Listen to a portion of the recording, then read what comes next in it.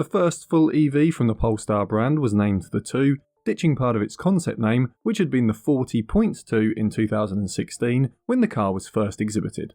Sales begin in 2020 for most markets, with production starting at the CMA Superfactory in China, alongside several other cars built on the CMA platform for Volvo and Lynk & Co. The CMA platform stands for Compact Modular Architecture and is used mainly in Geely and Lynk & Co vehicles, although Volvo and Renault use the platform for smaller SUV models. This platform can support a plug-in hybrid version of the Polestar 2, similar to the Polestar 1, but the company decided it would prefer a full EV transition. For those of you that like to have something unique about your car, the Polestar 2 was the first to use a full Android automotive interface and operating system, rather than an Android Auto which is commonly fitted to cars across the industry to connect Android devices to the car's operating system. Something all used buyers should note is both your country and the year that you buy will dictate what Polestar 2 you can get. Initially, the Polestar 2 follows the common front-wheel drive setup as most newer Volvos do that aren't all-wheel drive. An all-wheel drive model is also sold, and then in 2024, the car is switched from front-wheel drive to rear-wheel drive in single-motor models. I'll cover this in more detail later in the guide, but note that if you want a front-drive version, you'll need a single-motor variant sold from 2020 to 2023. As used buyers look through their options, it is worth noting that 2021 was a record year for company growth, although 2022 and 2023 have the highest sales years. For US and European buyers, this is a notable increase, so while 2021 was a good year for the brand's growth, model choice will be highest in 22 and 23. For the Volvo fans among you that know about Polestar's history in tuning Volvos from the 90s onwards, you may be a bit sad to learn that there is no fire-breathing hot version of the Polestar 2, like a plug-in hybrid with power to compete with the latest Mercedes C63 AMG in hybrid form. However, there is the BST model. First the BST 270 for 2022, and then the BST 230 for 2023. These limited production models shipped to select markets get some styling tweaks to set them apart, but a set of Öhlins dampers lower the ride height by 1 inch or 25mm, and performance is upgraded to 470 brake horsepower, courtesy of dual motors being tweaked for power generation. If you look at one of these used, then check the tyres, as they should be a set of Pirelli P0s that were designed specifically for the car. For those looking at a facelift model, deliveries begin in 2023 as 2024 model year cars, so there is a mix of pre and post facelift cars in 2023, as available old stock was sold. Because of this, throughout the guide, I'll mention any upgrades as happening in 2024 to keep a clear divide between the two. The most noticeable changes are that the front end has a solid section replacing the previous grille. This should make it easy to spot when searching. The Pilot Pack is now standard in several markets on facelift cars. On to safety testing, and no surprises. 5 stars at Euro NCAP. NHTSA took on testing for the Polestar for North America under the latest regime designed for new electric cars. It also scored a full 5 stars. Critically for family safety, the Polestar claims an automatic disconnect of the battery pack after a collision is detected. Moving on to the common faults, and a reminder to like the video if you find it useful, as this is the main way information videos like this one spread on the platform for others to see. It's worth noting here that several publications across the world have a fault reporting of 42% for the Polestar 2.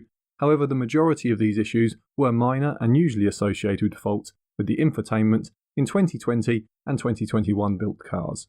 Not much of a surprise considering this was the first full Android system in a car, so there were guaranteed to be some early unforeseen issues. To counter this, there were lots of anecdotal reports online of this car being the most reliable car some people had ever owned. An early issue noted in 2020, 2021 and some 2022 build cars were a failure of the T-cam unit.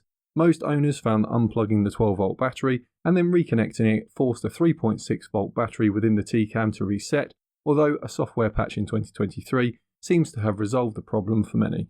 One note that has annoyed most owners was a squeak from the steering assembly. Some were resolved faster than others, but almost all owners with this problem managed to get a resolution within 2 trips to the service centre. A few unlucky owners were forced to do more than that. While listening for creaks and squeaks, try and drive over some bumpy roads and listen to the rear suspension. At low speeds, you may hear a squeak with both rear windows down. A few owners reported this, but were resolved with a visit to the workshop. Sometimes replacement of dampers were fitted, other times a disassembly and retorque of the components resolved the issue. In a small number of cases, cars stopped functioning entirely and required a workshop to either repair or replace the battery pack. depending on whether the issue was for the battery or the ancillary equipment. However, almost all the instances appear to have happened within 10,000 miles or 15,000 kilometers from new, and repairs were carried out under warranty. This issue was rarer than on a few other EVs I've covered, so overall, if buying used older than a year, it doesn't appear to be much of an issue. The front strut bearing creaking is a common complaint and should mean that a service centre will swap out the part to resolve the issue. However, outside of warranty, this can be a cost to consider.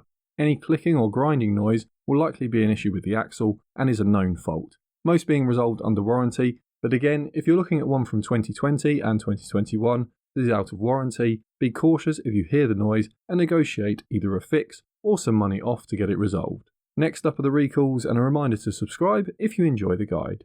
In 2021 there was a single recall across a limited VIN range for the battery management system and the 12-volt battery. Then in 2023, a recall was announced for a limited number of vehicles for the lower ball joint on the front control arm. After that there was another limited recall in 2024. This covered a software fault that stopped the rear camera displaying on the infotainment screen. Next up are the batteries and electric motors. I'll have to get a new animation in the future, but I'll start with the base entry model. Not all markets will have this option. The single motor standard range model has a peak power of 228 brake horsepower initially, and then 270 brake horsepower from 2023. Battery size is rated at 69 kWh, with 64 kWh usable, which is to be raised marginally in 2025. Range testing varies slightly, but between model years the lowest quoted figure on the WLTP standard is 294 miles, or 339 miles. That's 473 to 545 kilometers. Real world range appears to be about 80% of official testing by some, with a few managing to achieve the quoted figure. Overall reliability has been good. Software glitches have occurred, but most owners said the car remained able to drive and were then able to reach a service centre for attention. However, overall instances of the issue was rare. Despite the modest power in comparison to the 1,000 horsepower EVs out there grabbing headlines, this base model still dashes to 60 in just under 7 seconds on 2021 and 2022 cars, while facelift cars get this figure to just under 6 seconds, fast enough for any family car. As mentioned earlier, there is a shift from the front to rear-wheel drive in 2024. Then we have the model that is available across the world and has been a popular choice, the Long Range single motor. Similar to the standard range, this again switches from front-wheel drive to rear-wheel drive for 2024 model years, power increased from 268 to 299 brake horsepower, and battery size jumps to 78 kWh with 75 kWh usable, and with it official range rises, but I need to mention here that I generally use WLTP figures, standing for World Harmonized Light Vehicle Testing Procedure. However, those in the USA will have a different figure as the EPA does not use the world figure and instead has their own. The WLTP figure rates the car at 340 miles or 540 kilometers, up to 406 miles or 653 kilometers on the 2023 onwards cars. The EPA figure is 270 miles until the facelift in 2024, when it raises to 320 miles. Owners generally report good mileage for the long-range model, not quite reaching the official number, but not far off. Next are the two most powerful versions, the dual motor long range and dual motor performance pack. Power ranges from 420 brake horsepower to 450 brake horsepower on the dual motor, depending on the year and specification, whereas the performance pack raises things to 469 brake horsepower. All of these retain all-wheel drive systems throughout production. The battery is the same as the single motor long range at 78 kWh and 75 kWh usable range. However, 2025 cars will get a boost to 82 kWh batteries with 79 kWh usable. However, this increase is only a slight increase in range. Again, WLTP and EPA ratings are different. For the dual motor long range on WLTP figures are 299 miles or 481 kilometers initially, and then 344 miles or 553 kilometers on 2023 onwards cars. The performance pack matches this. For the EPA rating, it's 223 miles and then moves up to roughly 10% each year until you get to 276 miles in 2024. For those in the USA, the dual motor model is now the only choice from 2025. The added power boosts the 0 to 60 mph time between 4 to 4.5 seconds.